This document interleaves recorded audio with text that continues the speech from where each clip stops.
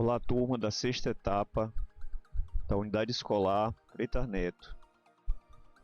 Estou aqui com o livro didático em PDF que a gente vai ficar utilizando nessas nossas aulas remotas. Eu acredito que essa semana alguns já tenham recebido este livro. É o Física 1 Interação e Tecnologia, dos autores e professores Aurélio Gonçalves Filho e Carlos Toscano. Então eu vou mostrar aqui rapidamente a estrutura desse livro, desta obra da editora Leia, certo? Aí, adiante, você tem uma apresentação dos autores. Vou aqui maximizar para a gente poder visualizar melhor. E fazendo uma apresentação aqui da física. O que é que os autores, logo de início, estão abordando? Se você tiver o livro e quiser acompanhar, você convive com um grande universo de fenômenos. Um grande universo de fenômenos. Então eles destacam isso aqui, entre os quais aqueles estudados pela física, e utiliza produtos cuja construção e princípio de funcionamento baseiam-se no conhecimento tecnológico elaborado por essa ciência. Por exemplo, joga games, assiste a programas de TV via satélite, anda de bicicleta de automóvel, utiliza liquidificador, toma banho de chuveiro elétrico. Enfim, aqui eles vão citando vários exemplos em que nós temos o uso de tecnologias que é baseado no conhecimento da física. As atividades que você realiza ou observa e diversas notícias divulgadas pelos meios de comunicação, internet, TV, jornal, revista, rádio, apresentam inúmeras informações que também pertencem ao universo de conhecimentos da física.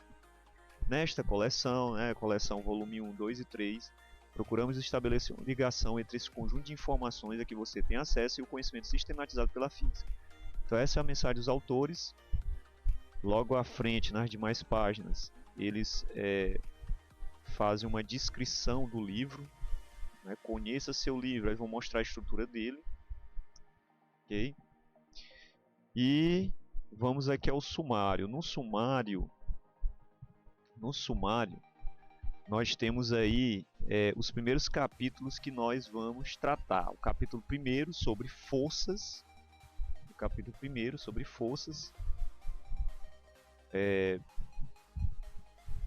e aí eu destaco aí forças, interações, força gravitacional.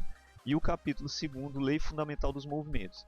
Então, no primeiro ano, os primeiros estudos que a gente faz em física trata justamente dos movimentos e suas causas.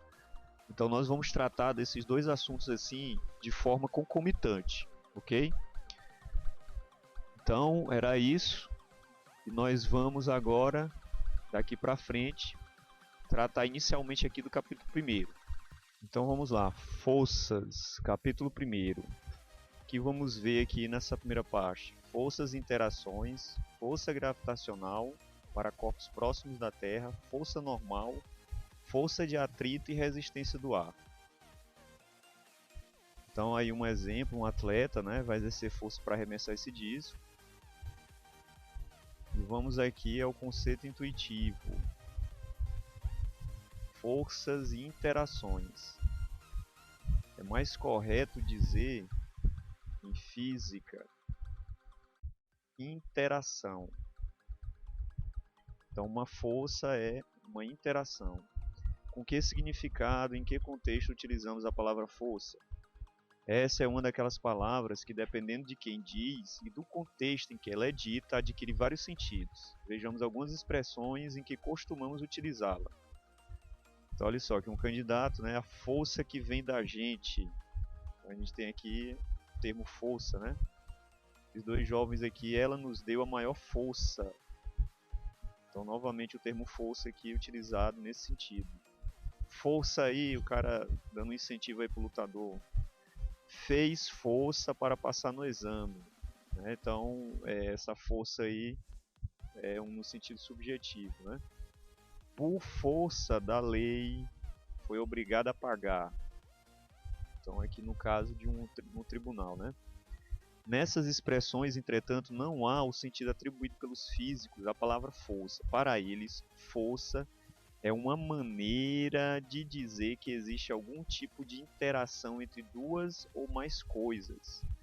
Por exemplo, quando aproximamos um pedaço de ímã de um clipe metálico, este pequeno objeto gruda no ímã. Então esse seria um exemplo físico, relacionado à física.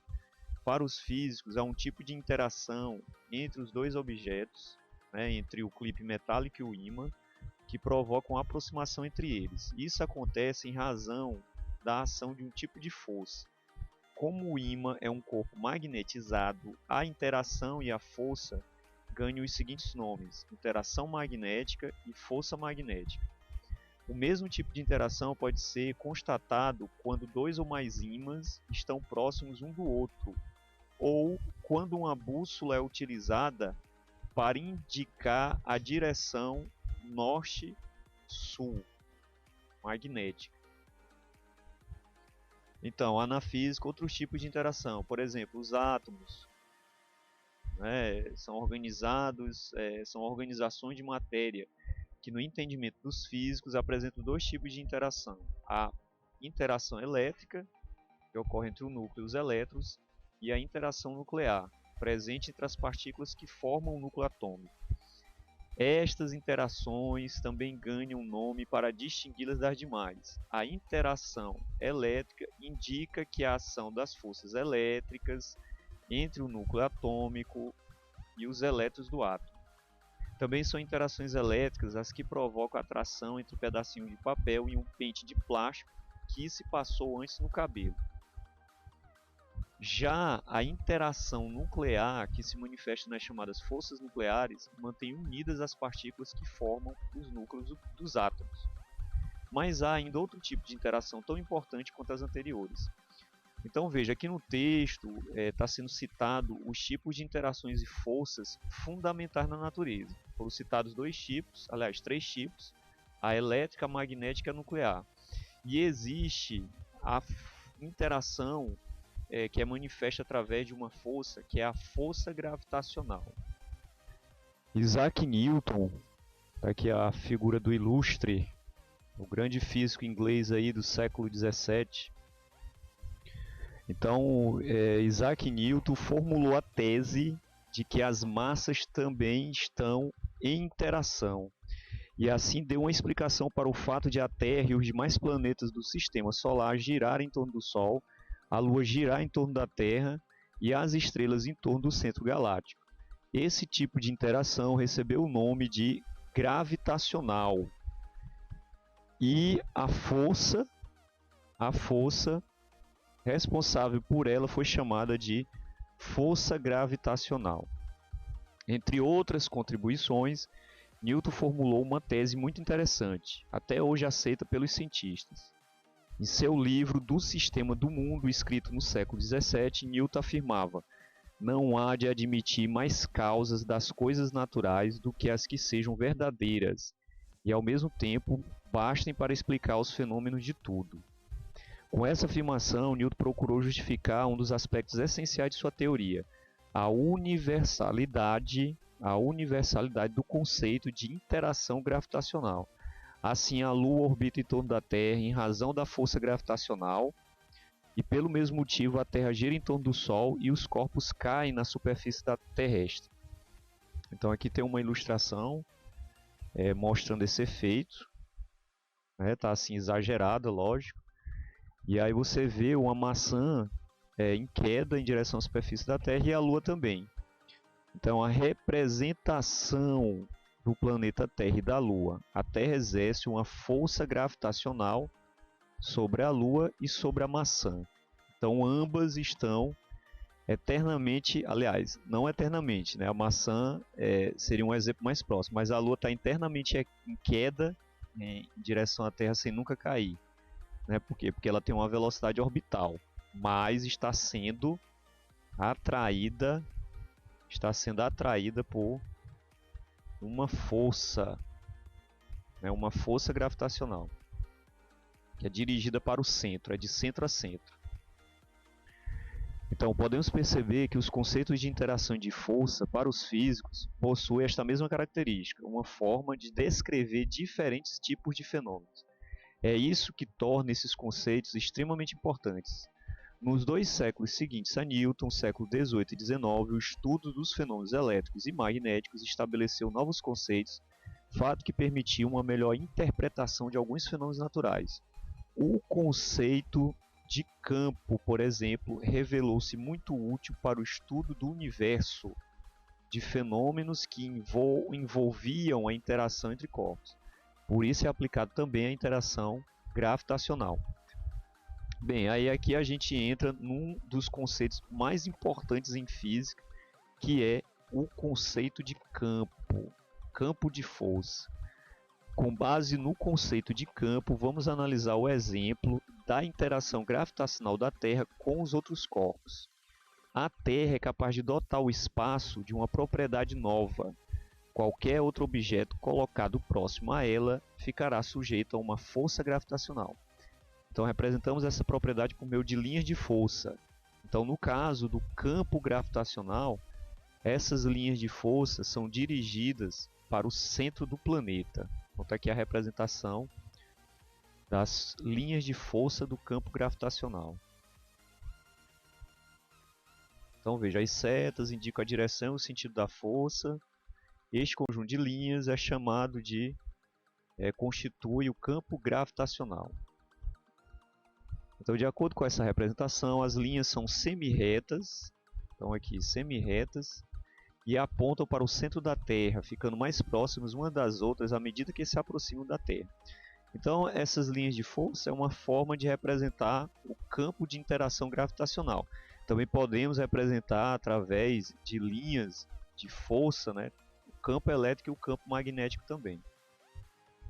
Então aqui tem algo mais, um boxezinho, né, aí mostrando o valor do campo gravitacional. O valor do campo gravitacional ele vai ficando menor à medida que a gente sobe em relação ao nível do mar, né, sobe saindo do planeta em direção ao espaço. Então o valor do campo gravitacional terrestre vai reduzindo. Veja que ao nível do mar ele corresponde a 9,8. E à medida que você vai subindo, ó, 5 km, aí ele vai para 9,81, 10 km, o valor do campo gravitacional vai para 9,8, e assim sucessivamente. A 35.700 km, a gente tem uma redução drástica aí, vai a menos de 1 newton por quilograma o valor do campo gravitacional. Então é essa redução aí que dá aquela sensação de ausência de peso, né? A gente vê aí nos vídeos os astronautas aí flutuando, né, no espaço, em razão da redução do valor do campo gravitacional. Reduzindo o campo, reduz a força gravitacional que o planeta exerce sobre os corpos. Aí exercícios. Estes exercícios a gente vai colocar aí como atividade na nossa plataforma, ok, gente? Então, por enquanto, nós não vamos responder essas atividades. Vamos deixar algumas questões lá, e aí depois vocês podem estar consultando o livro, certo? Até a página 21, que é onde começa aí esse exercício, né? Para a gente dar continuidade a essa primeira parte.